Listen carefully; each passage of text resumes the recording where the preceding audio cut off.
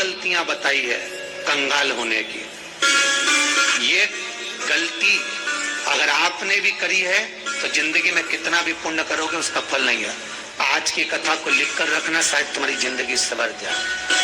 लिंग पुराण में 7 गलतियां बताई है व्यक्ति को बर्बाद होने की। पहली गलती है, उसमें से अगर आप स्वीकार कर रहे हैं ये गलती तो समझ लो कि गलती आपने करी है। गंगा जल तो बुलवाया टैंकर भरकर, 21,000 बेलपत्र भी समर्पित कर रहे हो। आप मंदिर के अंदर बैठ गए, दर्शन करने वाला आता रहा, किसी को अंदर प्रवेश नहीं दिया। आप गंगा जल चढ़ाते रहे, आप बेलपत्र चढ़ाते रहे, आप स्वयं पूजन करते रहे, और दूसरा व्यक्ति ना जाने किस भाव से, किस रूप में आकर भगवान की सेवा करना चाहता था। पंडित जी ने आपके चक्कर में उसको जल नहीं चढ़ाने दिया, पंडित जी ने आपके चक्कर में उसको बेलपत्र नहीं चढ़ाने दिया। पहली गलती ये हो गई कि भगवान के भक्त को भगवान से दूर कर दिया गया। अब उठा लो श्रीमद् भागवत कथा। 2 देवताओं ने गलती करी थी। एक ब्रह्मा जी ने गलती करी थी कि गाय बछड़ों का हरण कर लिया था। 1 वर्ष होने में 1 दिन था, तब ब्रह्मा जी ने गाय बछड़े वापस दिए थे। दूसरी गलती इंद्र ने करी थी, जल वृष्टि करी, तब भगवान कृष्ण को गोवर्धन पर्वत उठाना पड़ा। दोनों देवताओं ने गलती करी, पर भगवान कृष्ण ने इंद्र को क्षमा कर दिया, पर ब्रह्मा को क्षमा नहीं करा। क्यों नहीं करा? क्योंकि इंद्र को क्षमा इसलिए करा क्योंकि इंद्र ने जब जल वृष्टि करी तो सारे ब्रजवासियों को भगवान के चरणों में लाकर छोड़ दिया। सारे ब्रजवासी गोवर्धन पर्वत के नीचे आकर बैठ गए, भगवान के चरणों में आ गए। और ब्रह्मा ने जो गलती करी वो ऐसी गलती करी कि भगवान से गाय और बछड़ों को दूर कर दिया। जो भगवान से भगत को दूर कर दे उसको शंकर कभी क्षमा नहीं कर सकता। इसलिए बर्बादी का पहला कारण आप भक्त और भगवान में दूरी बना दी। दूसरा कारण, भगवान की जब पूजन कर रहे हो, 21,000 बेलपत्र चढ़ा रहे हो, गंगा का जल चढ़ा रहे हो, चंदन चढ़ा रहे हो, अबीर चढ़ा रहे हो, गुलाल चढ़ा रहे हो, तो तुम्हारे भीतर ये अहंकार, जब तुम पूजन करके उठो तो उठते समय तुम्हारे भीतर अभिमान नहीं होना चाहिए कि मैंने जो अनुष्ठान करा उसके बराबर कोई नहीं कर सकता। तीसरा कारण कहा कि भगवान की सेवा तो आप कर रहे हो, भगवान की चाकरी में तो आप लगे हो, भगवान की आराधना भी कर रहे हो, दिया भी लगा रहे हो, धूप बत्ती भी लगा रहे हो, स्नान भी करा रहे हो, पंचामृत स्नान भी करा रहे हो, सारी पूजन अर्चना सब तुम कर रहे हो। पर हो सकता है इस पूजन अर्चना में आप केवल 3 घंटा पूजन करते हो और बाकी के समय किसी न किसी की जीवात्मा को दुख पहुंचा रहे हो। एक कथा में एक बात कही थी कि भले मंदिर में दिया मत लगाओ, भले मंदिर में जाकर धूप बत्ती मत जलाओ, भले मंदिर में जाकर भोग मत लगाओ, भले मंदिर में जाकर जल मत चढ़ाओ, कुछ मत करो, भले भगवान को नए कपड़े मत पहनाओ, भले तुम्हारी मर्जी पड़े भगवान को भोग मत लगाओ, पर शास्त्र कहता है कुछ मत करो, पर एक काम जरूर करना कि किसी के चेहरे पर प्रसन्नता ला देना तो मंदिर में दिया जलाने के बराबर होगा। किसी के चेहरे पर चमक ला देना, प्रसन्नता ला देना तो अगरबत्ती लगाने के बराबर होगा। किसी गरीबड़े के, किसी दुखी के चेहरे पर अगर तुमने प्रसन्नता ला दी तो वो भगवान को कपड़े पहनाने के बराबर होगा। मालूम पड़े तो मंदिर में पूरी सब्जी बांटो, मंदिर में भोजन कराओ, मंदिर में सारा पकवान चढ़ाओ, और कोई तुम्हारे कारण अगर दुखी है तो तुम्हें वो सुख का भान नहीं हो सकता। तीसरा कारण है महाराज, वो सुख नहीं मिल सकता। चौथा कारण है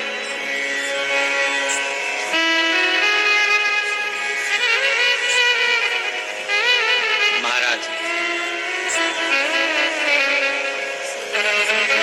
जिस मंत्र को पढ़ा जा रहा है, जिस मंत्र का स्मरण किया जा रहा है,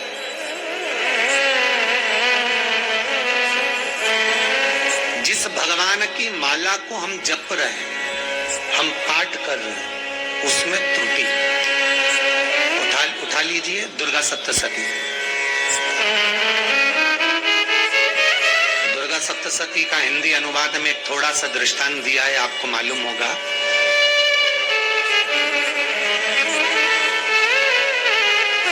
जजमान सप्तशती का पाठ कराते थे नवरात्रे में।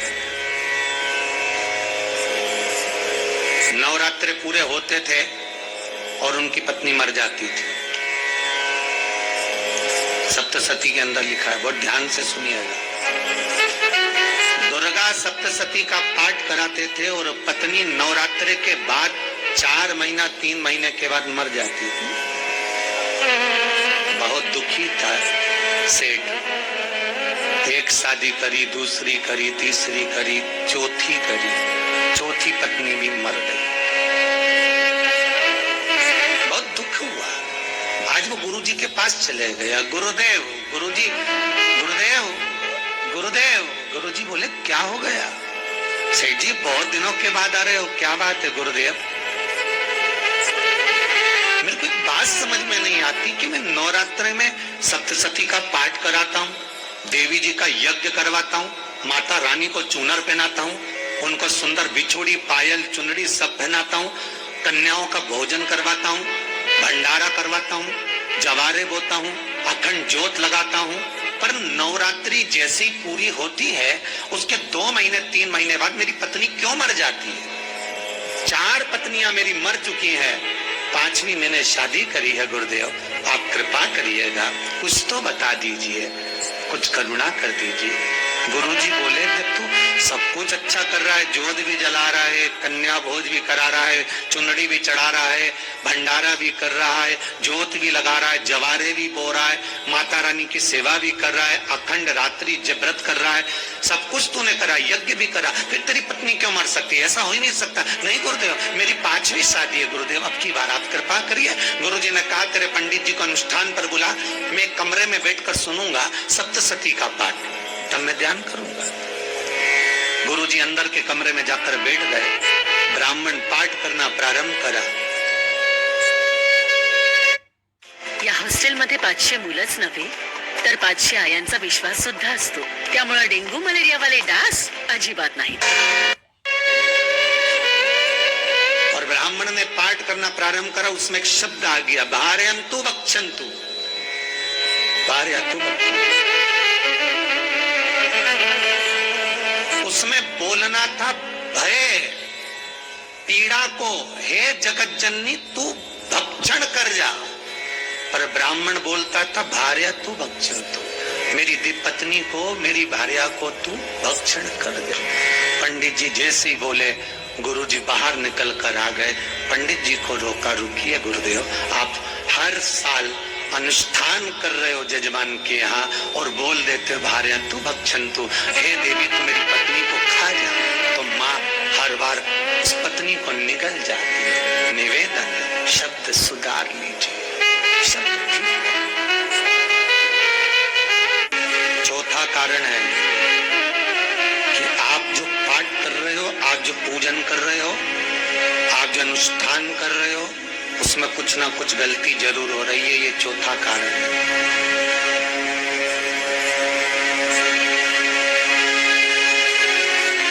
एक बार पूरे घर के लोगों को बिठाओ, अपने घर के लोगों को, मम्मी से पूछना, मम्मी तुम कौन कौन सा पाठ करती हो? एक बार मम्मी से पूछना, फिर एक बार पापा से पूछना, पापा आप कौन कौन सा पाठ करते हैं सुबह?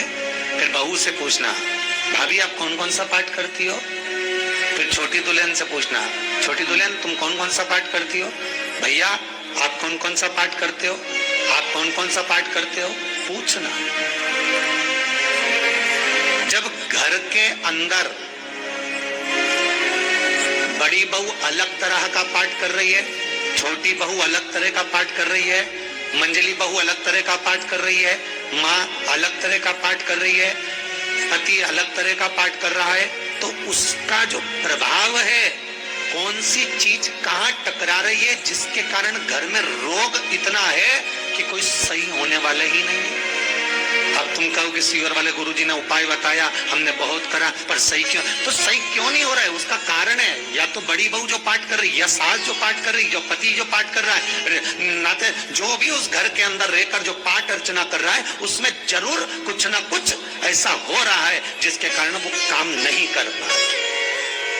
उसमें कुछ ना कुछ गलती हो रही है जिसको तुम समझ नहीं पा रहे, जिसको तुम अपने आप को बहुत विचार करते हो कि मेरे बराबर कोई नहीं कर सकता, मैं शंकर की भगत, मैं राम की भगत, मैं कृष्ण की भगत, मैं जो करती हूँ बहुत अच्छा करती हूँ, मैंने जो किया बहुत अच्छा करा। पर हो सकता है उसी कारण आपको दुख झेलना पड़ रहा है।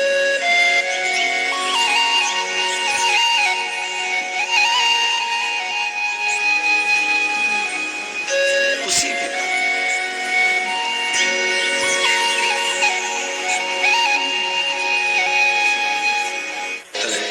महाराज, हमने जो दान किया, हमने जो पुण्य किया, हमने जो सत्कर्म किया, वो किस जगह पर लगा? पांचवा सूत्र,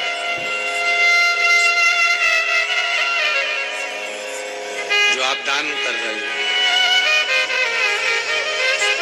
जो आप पुण्य कर रहे हो, सत्कर्म कर रहे हो, वो किस जगह पर लगा? ये पांचवा सूत्र। फिर निवेदन करेंगे, गाय, बेटी और लक्ष्मी 50 बार विचार करना, तब किसी को देना।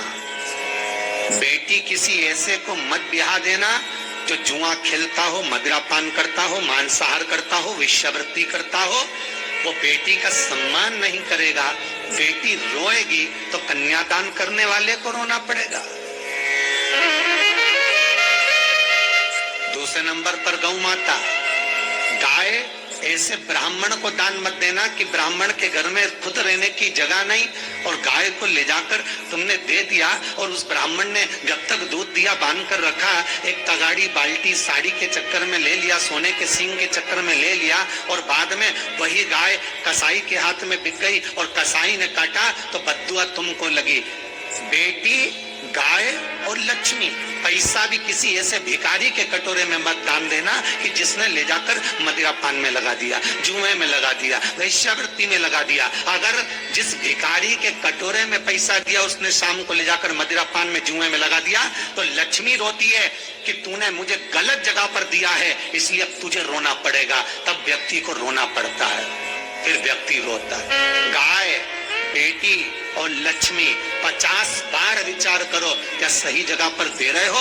और अच्छी जगह पर दोगे तो संपदा भी बढ़ती है, सुख आता है। अगर बेटी सुखी रहेगी तो मायके के लोग सुखी रहेंगे, गौ माता सुखी रहेगी तो संसार सुखी रहेगा। और आपने जो धन दिया, आपने जो पैसा दिया किसी भिखारी के कटोरे में, अगर उसने गलत जगह पर लगाया तो रोना तुमको पड़ेगा। किसी आजकल के भिक्षुकों को अगर रोटी दे दो तो लेते ही नहीं, आटा दो तो नहीं लेते।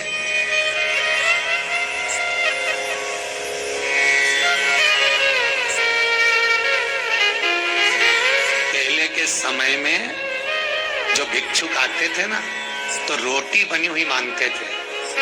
बूढ़ी बूढ़ी माताएं जानती होंगी, चिमटा बजाकर, घुंघरू बजाकर कहते थे भोजन, तो 2 रोटी निकाल कर दे दी जाती थी घर से। लो बाबा, तो माता इतना प्रेम रखती थी, केवल रोटी नहीं देती थी, बाबा बैठो हम सब्जी लाकर देते। इतना प्रेम था बुजुर्ग माताओं का, बैठो। और आज के जमाने में अगर रोटी दे दो तो फेंक दे नली में ले जाके, पैसा चाहिए। क्यों? शाम को पीने के लिए चाहिए ना, मदिरापान के लिए, मांसाहार के लिए, जुए के लिए, वेश्यावृत्ति के लिए धन चाहिए।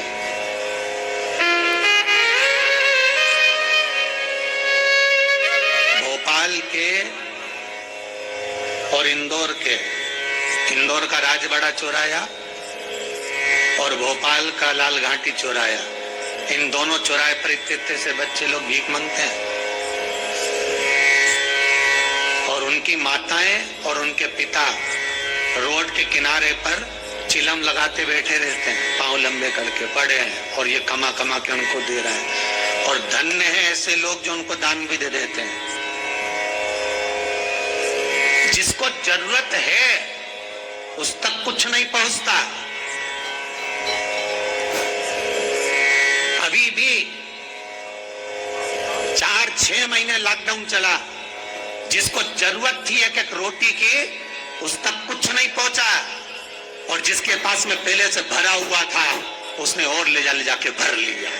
जिसको जरूरत थी उस तक नहीं पहुंचा। अभी ठंड आ रही है, बहुत सारी संस्थाएं कंबल बांटेगी, रेलवे स्टेशन पे लोगों को कम्बल उड़ा रहे हैं, कोई सो रहा है जमीन पर उसको कम्बल उड़ा रहा है, बस स्टैंड पे चले गए कोई रोड पे सो रहा है कम्बल उड़ा रहा है, तो इतना बड़ा नाम चलेगा कि उन्हें कम्बल उड़ाए, कम्बल उड़ाए, कम्बल उड़ाए। और वो कम्बल जिसको उड़ाया वो दूसरे दिन जाकर कपड़े की दुकान पर बेच के आ गया, 200 रुपए लिया है, रात को पीकर फिर सो गया, क्योंकि फिर कहीं का आएगा फिर उड़ा के चले जाएगा, क्योंकि इन्होंने तो ये करके रखा है कि नाम कमाना है तो कम्बल उड़ाए जाओ। जिसको जरूरत है वहां तक सामान नहीं पहुंचता भाई, जिसको जरूरत है वहां तक सामग्री नहीं पहुंचती भाई। आपने दिया और उन्होंने ले जाकर बेच दिया, और फिर सोचते हो कि मैंने तो पुण्य करा है। कई लोग कहते हैं मैंने दान करा, मेरे को इतना फल मिलेगा। काहे का दान करा? ऊपर तो जा, यमराज के डंडे पड़ेंगे।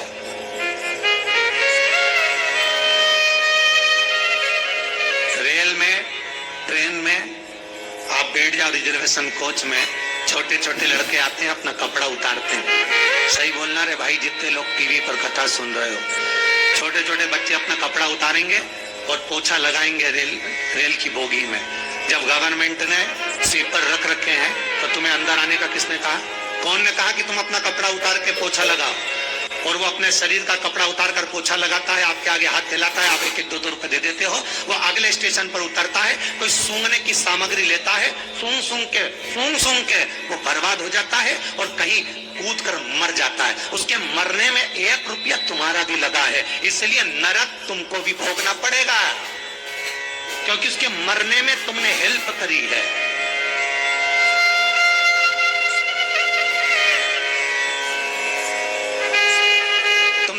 दिया था भोजन करने के लिए, उसने कोई सूंघने की सामग्री ले ली और सूंघ के नशे में मर गया।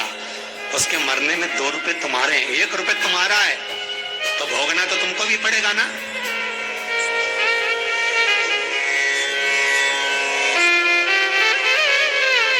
अच्छी जगह लगाओ, सत्कर्म की ओर लगाओ, तो सुख का आनंद कुछ और ही होगा, सुख का आनंद कुछ और ही प्राप्त।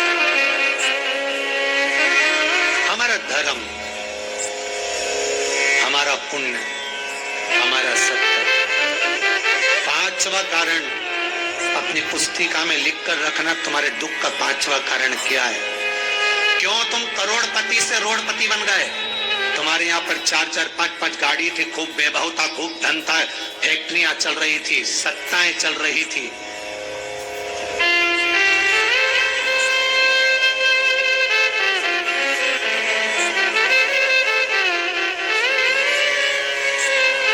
खूब सत्ताएं थी, खूब वैभव था, खूब धन था, पर कुछ भी नहीं, सब धरा की धरा रह गई। कोई वैभव बचा ही नहीं, कोई। एक हमारे सेंधवा के भगत हैं महाराज, बड़े भावपूर्ण भगत।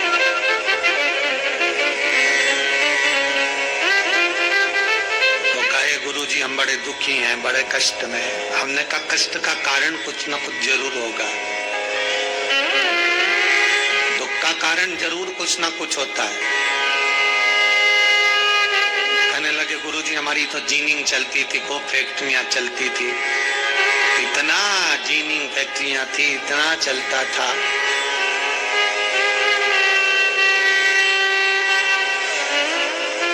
इतनी जीनिंग चलती थी, इतनी फैक्ट्रियां चलती थी, गुरुदेव बहुत दुखी हो गए। हमने कहा दुख का कारण, जो ये 7 कारण है शिव महापुराण के, लिंग पुराण में जो 7 कारण बताए हैं दुख आने के, जब फैक्ट्रियां अच्छी चल रही, जीनिंग अच्छी चल रही, व्यापार अच्छा चल रहा है, तो 7 कारण बताए हैं कि आप उन 7 कारण में से कोई कारण आपके साथ में हुआ है जिसके कारण आप रोड पर आ गए, करोड़पति से रोडपति बन गए।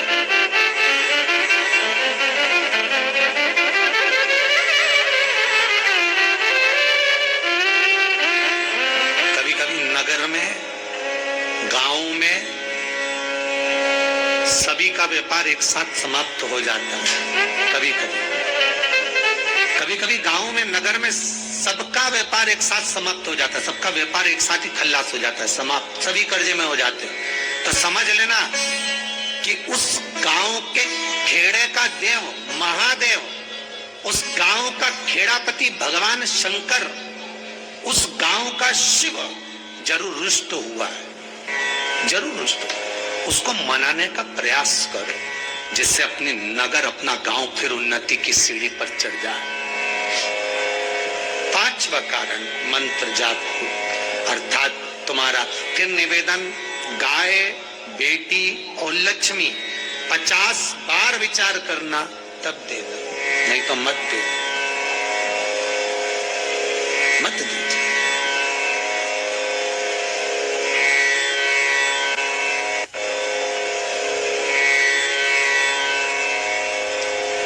और महाराज भगवान शिव की कथा का छठा कारण बता, हमारे दुख का कारण छठा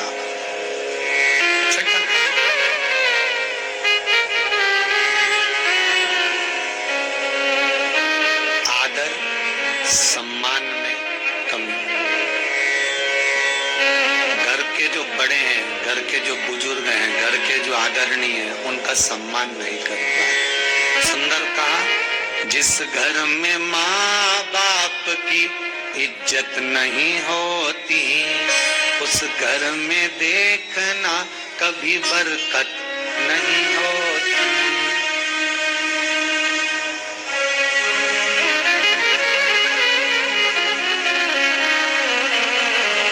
छठा कारण है सम्मान, सत्कार, आदर ना हो। जब धन। सातवां कारण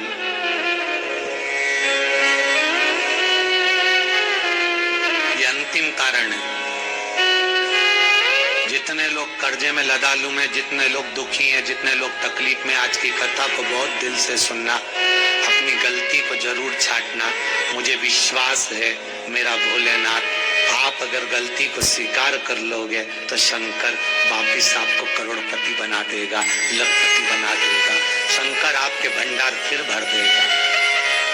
7 कारण में से अपनी गलती को जरूर छांटना साहब कि आपने गलती कौन सी करी,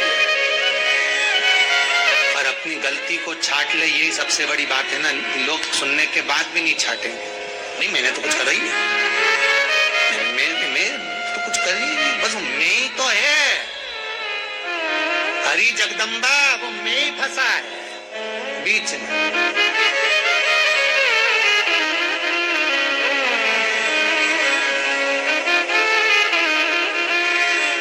सातवां कारण महाराज, किसी का बेकार धन हमारे घर में आ जाए। एक कथा बहुत सुंदर है। एक गांव में एक व्यक्ति रहता था, खूब अच्छी कमाई करता था। पत्नी ने कहा तुम्हारे पास कमाई अच्छी हो रही है तो ये पैसा तो कोई चुरा के ले गया तो पति बोला क्या करना चाहिए, तो एक काम करता हूँ बाजार से कोड़ियां खरीद लेता हूँ। कोड़ियां जानते हो, वो ऐसे बच्चे लोग खेलते हैं, कोड़ी खरीद लाता हूँ। अब वो गांव का व्यक्ति रोज कोड़ियां खरीद के लाए, उनके यहाँ बोरे पे बोरे भरा गए, बारदान पर बारदान भरा गए, पूरा कमरा कोड़ियों से भरा गया। एक दिन राजा बीमार पड़ गया। राजा बीमार पड़ा तो राजा को वेदों ने, डॉक्टरों ने कह दिया इसका एक ही इलाज है, कोड़ियां लाई जाए, कोड़ियों को जलाकर राख बनाई जाए, वो राख राजा के शरीर पर मली जाए। राजा के शरीर पर जब राख को मलेंगे तो राजा ठीक हो जाएगा। राजा ने अपने दूतों से कहा जाओ नगर में कोड़ियां देखो।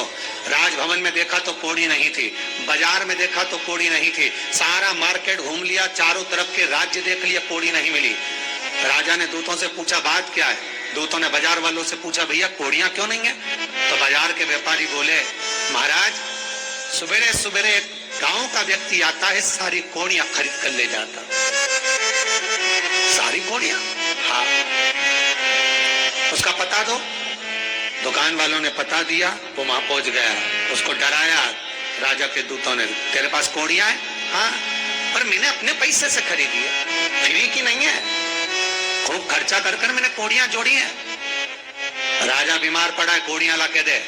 उसने मना करा, दूतों ने डराया, ठीक है लो। उन्होंने बारदान खोल लिया, झोला खोल लिया, बैग खोल लिया। राजा के दूतों ने बैग खोला, वो गांव का व्यक्ति एक थाली में कोड़ियां लाता, उस पर हाथ फेरता और झोले में डालता जाता, फिर भर कर लाता, फिर हाथ फेरता, फिर झोले में डालता। राजा के दूतों ने कहा, एक बार में पूरा बारदान उठाकर क्यों नहीं दे देता, ये बार बार हाथ क्यों फेर रहा है? तो गांव का व्यक्ति बोला, महाराज, मैं कोड़ियों को थाली में भरकर हाथ इसलिए फेर रहा हूं, इन कोड़ियों में से मैं वो एक कोड़ी ढूंढ रहा हूं कि ऐसी कौन सी कोड़ी मेरी इन कोड़ियों में आकर मिल गई जो मेरी इतनी सारी कोड़ियों को लेकर जा रही है। बस वो चरित्र याद करना कि एक कोड़ी हमारे घर में कोई ऐसी आ जाती है जो सारी रखी हुई कोड़ी को लेकर चली जाती है। और जिंदगी में घर में धर्म की, पुण्य की, सत्कर्म की एक कोड़ी ऐसी आ जाती है जो शिव महापुराण की कथा करवा देती है। वो कोड़ी को ढूंढना कि वो कोड़ी कौन सी है। जो अच्छा काम करवा रही है, अच्छी कोड़ी आई होगी, सत्कर्म करवा रही है, अच्छी कोड़ी आई होगी। और मालूम पड़े एक कोड़ी ऐसी आ गई जो डॉक्टरों में भरवा रही है, सारा की सारा धन मेडिकलों में लगवा रही है, पुलिस में लगवा रही है, कहीं गलत जगह पर लगवा रही है, कहीं एक्सीडेंट में लगवा रही है। जो कोड़ी गलत जगह पर धन को लेकर जा रही है, समझ लेना कि वो कोड़ी बेकार आ गई जो सारा का सारा बर्बाद करने में लगी हुई है। उस कोड़ी को पहचानो कि वो कोड़ी कौन सी है। 7वां कारण शिव महापुराण का, लिंग पुराण का लिख कर रखना कि एक कोड़ी ढूंढना कि वो कोड़ी कौन सी घर में आ गई जो हमें बर्बाद कर कर चली गई। तो कोड़ी को ढूंढिए, वो रुपये को ढूंढिए, वो 1 रुपया कौन सा आ गया, वो धन कौन सा आ गया जो हमें बर्बाद कर गया, कैसा आया।